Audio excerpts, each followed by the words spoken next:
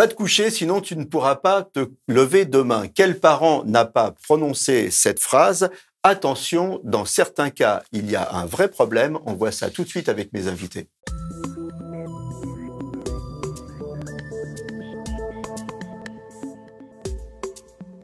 Alors, vous avez sans doute dit, tu devrais aller te coucher plus tôt, tu pourras pas te lever demain, ou encore, c'est pas vrai, tu es encore devant ton ordi alors qu'il y a cours demain. Et le week-end, vous avez sans doute dit à vos ados, allez debout, il est déjà 11 heures. Ces situations irritent autant les parents que les enfants ou que les ados. Attention, dans certains cas, il y a un vrai problème, trouble de l'endormissement chez l'enfant et chez l'ado, c'est notre sujet du jour. Et pour en parler avec moi sur le plateau, le docteur Éric Konofal. Éric Konofal, vous êtes médecin spécialiste des troubles du sommeil et des troubles du comportement au Centre pédiatrique des pathologies du sommeil Robert Debré. Vous êtes aussi auteur de Histoire illustrée de l'hyperactivité. Et par Zoom, on a avec nous Alexis. Alexis qui est notre témoin du jour. Bonjour Alexis, comment ça va? Bonjour. Oh, très bien, merci. Très bien. Bon, vous avez bien dormi Alexis? Très bien, Bon, vous êtes en forme alors. Alors Alexis, vous avez 16 ans. oui. Vous êtes un grand prématuré. Vous êtes, c'est quoi un grand prématuré?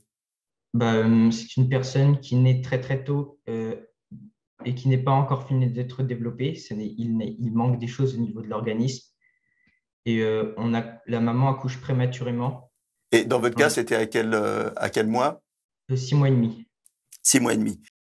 Vous avez eu des difficultés de sommeil depuis la naissance et vous avez été diagnostiqué hyperactif à 8 ans, hein, c'est ça? Oui. Bon. Et pour vous, c'était compliqué de s'endormir hein, depuis le début, en fait, non? Oui, mais au départ, comme j'étais petit, je ne m'en rendais pas trop compte. Et au fil du temps, je me suis rendu compte que je ne pouvais pas tout de suite m'endormir. Et au bout d'un moment, ça ne devenait plus possible. Donc, j'étais de plus en plus fatigué. Euh, Quand j'allais en cours, je ne me sentais pas très bien parce que j'avais un gros manque de sommeil. Et je me couchais assez tôt le soir pour aider un petit peu à cette fatigue. C'était quoi? Vous aviez pas envie de vous mettre au lit ou alors, quand vous étiez au lit, vous n'arriviez pas à vous endormir? C'était plutôt que je n'arrivais pas à m'endormir quand j'étais au lit. Et pourquoi vous n'arriviez pas à vous endormir? Parce que j'avais toujours envie de bouger, faire quelque chose, parce que quand j'étais dans le lit, j'étais immobile. Du coup, je voulais toujours toucher quelque chose, aller courir dans tous les sens. Ça. Et ça, c'était l'hyperactivité déjà? Oui, en grande partie. Oui. Et il y avait et c'était la seule raison ou alors vous pensiez aussi à des choses, il y avait comme un stress du style qu'est-ce que je vais faire à l'école demain ou enfin des choses comme ça. Mais c'était plutôt le stress de l'école que si j'ai pas des bonnes notes, tout ça. Parce que après, je me dis, je révise, mais après, si je me tape une mauvaise note, je me dis que ça ne servait à rien, que j'ai stressé pour quelque chose. Mhm. Donc ça a été une période difficile pour vous, peut-être pour vos parents aussi, parce que quand on a Oui, un enfant qui dort pas, c'est compliqué, non? oui, beaucoup. Oui. Parfois, quand on ne dort pas la nuit, ils sont obligés de se lever plusieurs fois. Et donc, du coup, ça s'est passé pendant plusieurs années, jusqu'à temps qu'on rencontre Monsieur Konofal.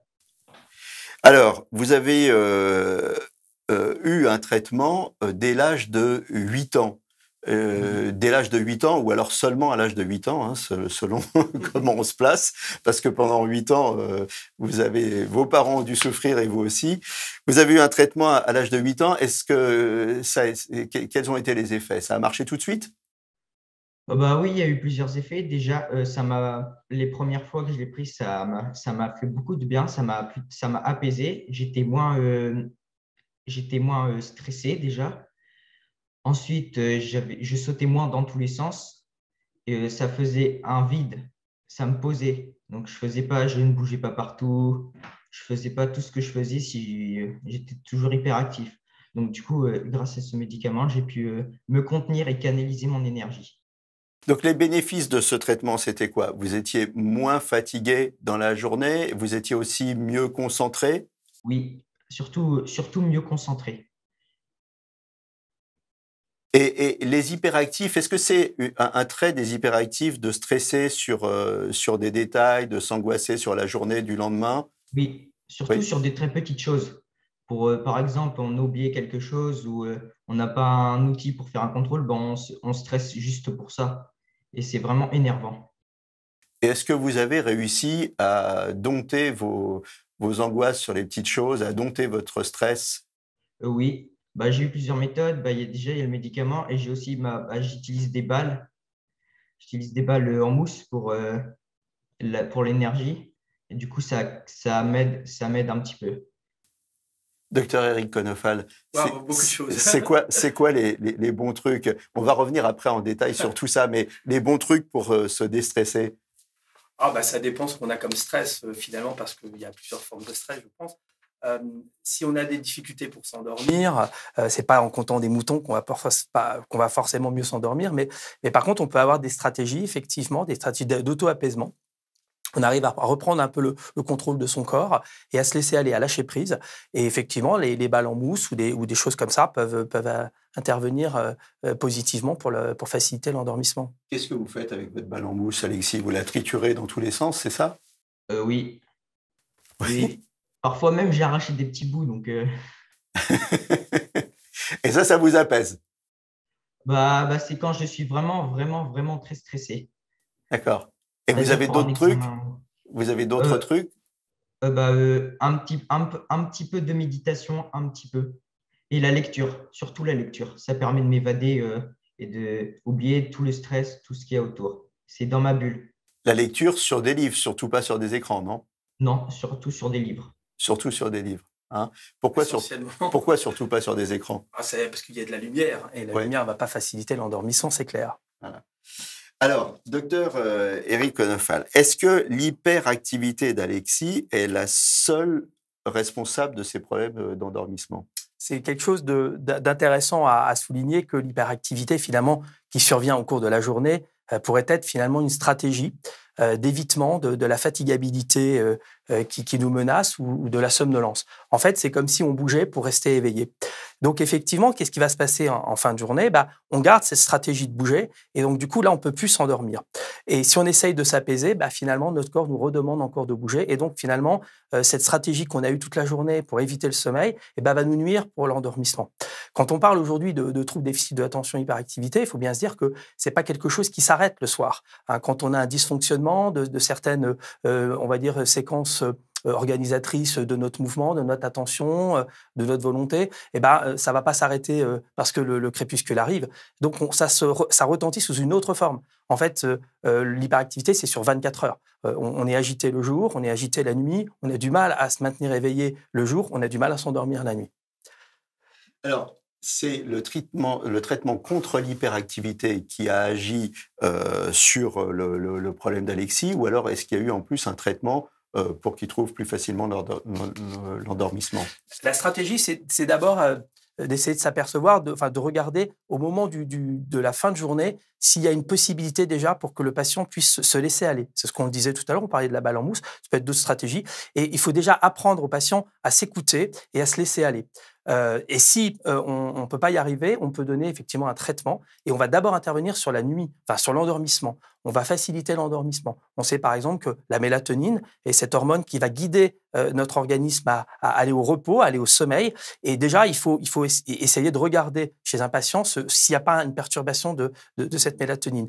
Parce que si on facilite déjà l'endormissement et si on permet au patient de restituer finalement au cours de sa nuit correctement ce qu'il a fait la journée, ses apprentissages, s'il est à l'école, effectivement, en améliorant le sommeil, on va améliorer l'éveil et cette éveillabilité étant améliorée, il y aura moins cette stratégie déjà de bouger pour rester éveillé. En fait, finalement, on pourrait dire qu'on ne dort pas bien, donc la journée, on s'agite pour se maintenir éveillé. Donc déjà, on va aller regarder le sommeil en premier. Et ensuite, on ira traiter les problèmes d'attention si ils persistent et s'ils sont maintenus indépendamment du fait qu'on ait d'abord amélioré le sommeil. Il faut d'abord améliorer le sommeil avant d'améliorer l'éveil. Parce que si on améliore que l'éveil en donnant un traitement stimulant, eh ben, on ne sait pas effectivement la soirée, lorsque le traitement n'agira plus, qu'est-ce qui va se produire. Et très souvent, les patients qui ont un trouble déficit de l'attention et hyperactivité, lorsqu'on les améliore la journée, eh ben, effectivement, le soir, comme le médicament ne fait plus effet, ils se remettent à s'agiter et c'est ça qui nuit à leur endormissement. Les gens pensent toujours que c'est le médicament qui empêche de dormir. Non, le médicament n'agissant que la journée, si on a du mal à s'endormir le soir, c'est que le médicament n'agit plus, n'est plus assez efficace. Donc la stratégie que nous on a au Centre pédiatrique des pathologies du sommeil, c'est pas simplement de regarder les symptômes le jour, c'est d'aller regarder la nuit et d'enregistrer éventuellement le patient en faisant un enregistrement du sommeil. Et là, après, on ira traiter d'abord le sommeil et après l'éveil. Alexis, on parlait du stress tout à l'heure. Est-ce que le fait de se dire je vais avoir du mal à m'endormir, c'est un facteur de stress et finalement, ça vous empêchait à l'époque de vous endormir? Oui, beaucoup. Mais par exemple, quand je me suis bien détendu la journée, j'ai pas trop eu de stress ni rien, et je sais que je vais très, très bien m'endormir. À l'inverse, si j'ai vraiment été très stressé, je sais que je vais avoir beaucoup de mal à m'endormir. Mhm. Je suppose que Alexis, il est suivi et qu'on a ajusté son traitement au fur et à mesure. Qu'est-ce qu'on regarde pour ajuster les traitements? Alors, le comportement la journée, le comportement la nuit, l'endormissement, la somnolence, l'agitation diurne, les troubles de l'attention la journée. Alexis parle beaucoup de stress parce qu'en fait, finalement, le problème, c'est qu'on donne un traitement le matin, on donne un traitement à l'endormissement, et puis il y a une période entre les deux, c'est la fin de journée et c'est avant l'endormissement. Et quand on parle de stress, c'est-à-dire qu'on sait qu'il y a un médicament qui nous a permis d'être attentif et éveillé toute la journée, il commence à moins agir. Donc on commence à avoir peur de se dire, est-ce que je ne vais pas me retrouver dans une situation d'insomnie? Donc avant de donner ce qu'on va donner le soir, qui est finalement une préparation magistrale de mélatonine, effectivement, il y a une petite période un petit peu difficile comme ça. Et c'est là où finalement les stratégies cognitives, adaptatives, et ça, on va aussi effectivement en consultation s'y intéresser et particulièrement pointer là-dessus. Mais c'est des choses intéressantes. Sinon, on fait passer des questionnaires pour évaluer tout ça. Alexis, est-ce que vous avez des rituels pour vous endormir? Oui, la lecture, 30 minutes de lecture à peu près chaque soir. Ah ça, c'est un bon rituel. Est-ce que vous avez aussi une hygiène de vie particulière qu'on vous a recommandée? Oui, se laver tous les jours, surtout en cette période, se laver beaucoup les mains. Et oui, être correct sur soi, être proprement bien habillé. D'accord, mais par rapport à l'endormissement, ce que je veux dire, est-ce que, par exemple, on vous a demandé de limiter votre consommation d'écran? Est-ce qu'on vous a demandé des choses comme ça? Oui, parce que si je fais des écrans, mes yeux, ils vont se dire que c'est pas l'heure de dormir. Du coup, je vais avoir encore beaucoup plus de mal à m'endormir. D'accord. Au niveau de l'alimentation, on vous a donné des conseils? Oui, je mange équilibré. Et je fais aussi attention à ce que je mange. J'essaye un petit peu de varier. Et je mange beaucoup de légumes. Parce que j'adore ça. Ça a un rôle, l'alimentation, sur le sommeil, docteur Konofal? Totalement. Alexis avait par exemple une carence en fer. On sait que par exemple la carence en fer entretient les symptômes d'hyperactivité, peuvent aussi déclencher des symptômes qu'on a le soir, qu'on appelle le syndrome des jambes sans repos, et des mouvements au cours de la nuit qu'on appelle des mouvements périodiques des membres inférieurs. Donc il faut effectivement regarder, quand on fait la checklist de tout ce qu'il faut faire, il y a des bilans biologiques, prise de sang donc, et on déconseille effectivement un certain nombre de choses. Le soir, par exemple, l'abus de substances éveillantes, Coca-Cola ou thé ou café, ça peut arriver que même des adolescents en prennent. Donc, on va limiter effectivement tous les excitants. On va enrichir la nourriture en vitamines, en choses qui sont équilibrantes au cours de la journée, qui nous permettent, par exemple, de bien nous tenir. Les protéines, il faut favoriser les protéines plutôt que les sucres rapides le matin. Donc, effectivement, il y a tout un cortège d'éléments qu'on va progressivement au cours des consultations enseigner aux patients. Il ne faut peut-être pas trop les charger au départ. Donc, progressivement, au cours de l'évolution, on leur demande de mettre en place des choses. Ils les font bien en général. On parle souvent des écrans qui empêchent de dormir, c'est vrai, mais il n'y a pas que ça. Il y a beaucoup d'autres éléments, notamment tout ce qui est autour des problèmes scolaires. Si on n'arrive pas à travailler le soir, on va mieux privilégier de travailler le matin plutôt que de se redire qu'on va être stressé le soir parce qu'on n'aura pas fait ce qu'on devait faire. Alors, les écrans, c'est une chose, c'est important, les écrans, parce que ça nous ramène au problème de la lumière. Ouais. Vous avez dit, Alexis, je lis 30 minutes, mais je suppose que vous ne lisez pas avec une lumière super agressive, ou il y a une atmosphère assez douce quand vous lisez, non? Oui, plutôt une lampe de chevet qui éclaire assez quand même pour voir, mais une lampe assez douce comme ça et assez loin de la personne parce que plus elle est loin, plus ça sera facile pour nous endormir. Alexis, pour vous, mieux dormir, qu'est-ce que c'est? C'est dormir plus longtemps, c'est dormir plus profondément, c'est avoir plus de facilité à s'endormir. C'est quoi cette notion de mieux dormir pour vous? Alors, mais dormir, pour moi, il y a trois choses. Donc, déjà, c'est dormir assez profondément euh, et s'endormir sans bruit autour parce qu'après, on sera en sommeil léger et on peut se réveiller. Et après, qu'on a du mal à se rendormir. Le troisième, c'est pas se réveiller la nuit. Parce qu'après, quand je fais ça, bah, j'ai beaucoup de mal à me rendormir. Docteur Konofal, cette notion du mieux dormir, elle est commune à tous les patients ou chacun, finalement, a sa petite idée du mieux dormir? En fait, on va apprendre aux patients non seulement à se coucher un peu plus tôt, à concentrer son sommeil. Alexis parle de sommeil léger. On pourrait rajouter qu'effectivement, il faut s'endormir rapidement en sommeil léger pour passer très vite en sommeil profond. On va privilégier la qualité plutôt que la quantité. Et quand on annonce au patient qu'en se couchant plus tôt, il va dormir moins, il est content. Donc en fait, finalement, ça va l'amener lui-même à comprendre mieux ce qui se passe au cours de la nuit, à savoir privilégier certains stades de sommeil plutôt que d'autres. On sait que si on a un coucher précoce, avec une installation très rapide d'un sommeil récupérateur, le sommeil lent profond, et ben effectivement, on sera amené à moins s'endormir au cours de la nuit. Donc, on va effectivement expliquer tout ça au patient. On parlait tout à l'heure de lumière, et le patient, on va lui dire qu'il ne faut pas qu'il ait une lampe située à plus de 50 cm de lui et pas dans le champ visuel direct, maximum 20-30 watts, parce que si elle est trop forte, ça va, même s'il lit, ça va l'empêcher de bien s'endormir. Donc tout ça, effectivement, va contribuer à améliorer la qualité du sommeil et pas forcément la quantité. Alexis, le confinement, est-ce que ça a été compliqué à vivre et est-ce que ça a été un facteur perturbateur en fait dans les habitudes que vous aviez pris pour bien dormir, pour bien vous endormir, les rituels, l'après-midi avec ces périodes d'hyperactivité traitées? Est-ce que le confinement a déréglé un peu tout ça? Alors, oui, non, oui, parce que on a fait beaucoup d'écrans. Les habitudes ont beaucoup changé parce que comme on ne pouvait pas sortir de chez soi, on ne pouvait pas aller se promener, on ne pouvait pas sortir à l'heure qu'on voulait. Tout était déréglé, donc il fallait vite, rapidement changer ses habitudes. Et par contre, au niveau des horaires de travail, ça n'a pas pratiquement changé. Donc ça vous a pas perturbé ce confinement? Pas Pas, trop. pas trop, pas trop. Docteur Eric Lefal, à quoi ça sert le sommeil? Alors, le sommeil, c'est d'abord une fonction essentielle. Ça nous permet de vivre, finalement. Si sans sommeil, on ne vit pas. Comme disait Maria de Macanéine en 1896, si on ne dort pas plus d'un tiers de notre vie, on risque de ne pas atteindre l'âge de 90 ans. Donc, en fait, c'est quelque chose qui va permettre de restituer ce que l'on fait le jour. En fait, la nuit sert à construire le jour et au cours de la journée, on va amener à produire ce qui va nous être utile pour la nuit.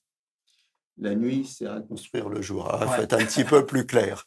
La nuit, est-ce que c'est une période de consolidation des acquis? Est-ce que c'est une période où le cerveau fait un peu le tri dans tout ce qui s'est passé, comme un disque dur qu'on optimiserait? Absolument, c'est absolument tout ça. C'est en fin de compte, c'est votre disque dur. Vous allez d'abord le réparer, vous allez rechercher les éléments qui sont essentiels, et puis vous allez le consolider. Vous avez le sommeil lent léger, le sommeil lent profond et le sommeil paradoxal, qui respectivement vont avoir des tâches de récupération de l'enseignement, de la protection, de la fabrication. On fabrique ces immunoglobulines, c'est-à-dire nos défenses immunitaires aussi pendant le sommeil lent profond.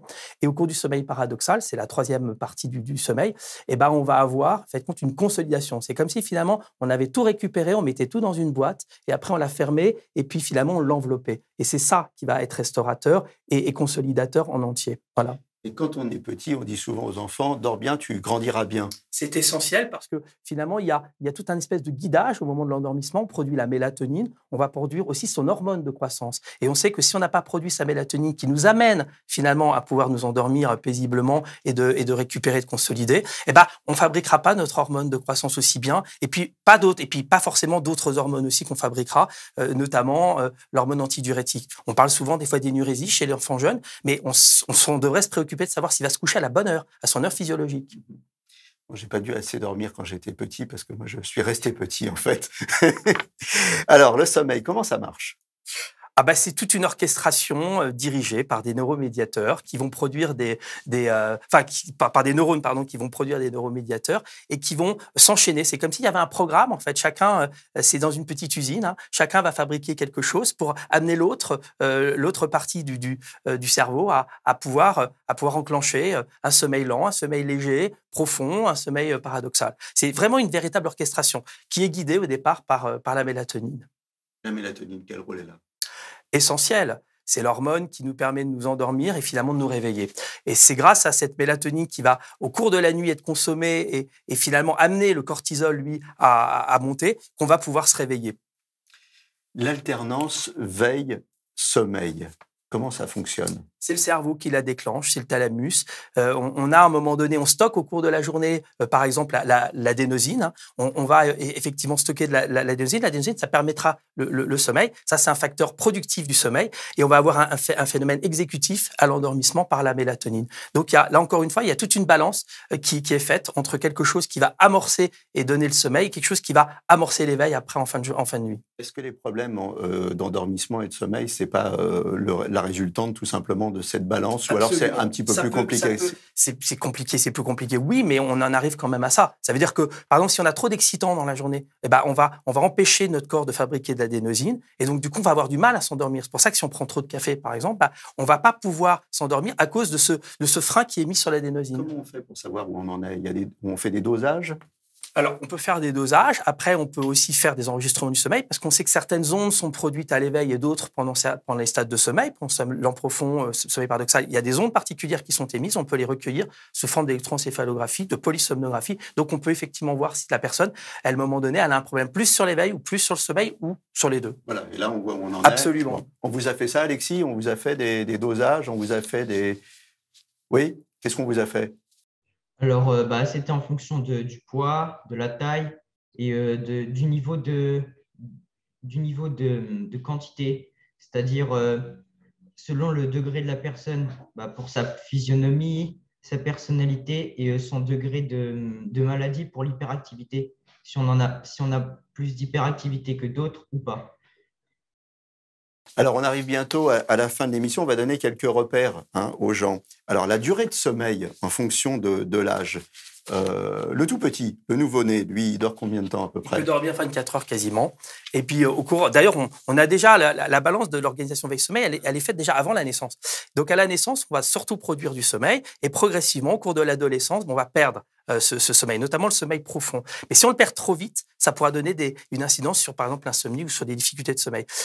En moyenne, il faudrait qu'on dorme à peu près un tiers de la journée. Après, quand on est un bébé, ça va être plutôt quasiment 100%. Et puis, quand on va devenir un peu plus vieux, ce sera encore un peu moins. Voilà, plus on vieillit, finalement, moins on a besoin de sommeil. C'est pour ça que les personnes âgées, par exemple, ont besoin pas forcément beaucoup de sommeil. Mais par contre, si elles vont pas s'endormir à la bonne heure, elles vont avoir une incidence sur leur état d'éveil la journée. Donc, globalement, un nouveau-né, c'est entre 14 et 17 heures. Absolument. Et un senior, c'est quand même 7 heures. Ouais, 7h20, la moyenne, en moyenne, sur un adulte, c'est 7h, 7h20, ouais. Voilà. Quand on a des problèmes d'insomnie, à quel moment et qui consulter? L'insomnie, d'abord, c'est une plainte et c'est pas forcément quelque chose qui renvoie à un problème réel. On a beaucoup de gens qui se plaignent de mal s'endormir, mais parce que, par exemple, ils ne sont pas suffisamment éveillés le jour. On parlait tout à l'heure du confinement. Il faut savoir que dans le confinement, les gens restent très souvent chez eux, ne s'exposent pas à la lumière et l'absence de lumière va perturber ce qu'on appelle son rythme nictéméral, son rythme jour-nuit.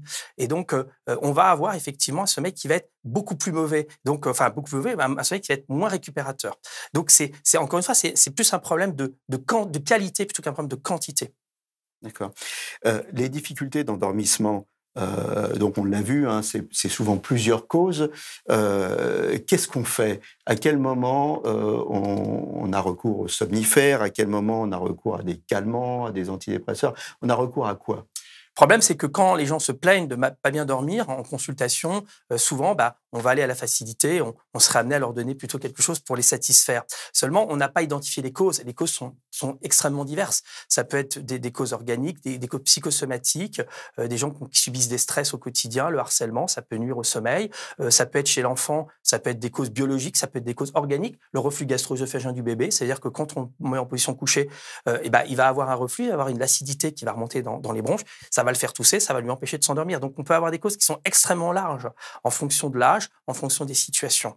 Mais on sait qu'aujourd'hui, finalement, les situations finalement les moins médicales sont finalement les plus problématiques des gens. C'est-à-dire qu'aujourd'hui, on souffre plus parce qu'on s'expose pas bien à la lumière le jour, parce qu'on stresse trop, parce qu'on a des choses dans notre vie qui n'arrivent pas à être diluées, et finalement, c'est ça qui nuit. Parce qu'en fait, ce que vous nous dites, c'est quand il y a une cause médicale, par exemple, on fait de l'apnée du sommeil ou des choses comme ça, voilà. Elle est identifiée, elle est claire. C'est facile. C'est facile à faire finalement. Mais c'est quand on ne sait pas pourquoi. Absolument. Et c'est souvent ce qui se passe en consultation. On n'a pas tous les éléments pour savoir pourquoi le patient a des problèmes d'endormissement.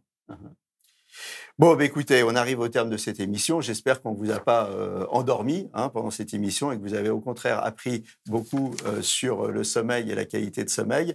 Merci beaucoup, Alexis. Merci beaucoup, Dr Eric Konofal. Je rappelle que vous êtes médecin spécialiste des troubles du sommeil et des troubles du comportement au Centre pédiatrique des pathologies du sommeil Robert Debré. Vous êtes aussi auteur de l'histoire illustrée de l'hyperactivité. Voilà, ne laissez pas les problèmes de sommeil vous gâcher la vie. N'hésitez pas à consulter. À très bientôt pour un nouveau numéro de Capital Santé. Et d'ici là, portez-vous bien. Nos émissions vous plaisent, alors aidez-nous à faire grandir la chaîne. Pour parler santé au plus grand nombre, partagez, likez, abonnez-vous.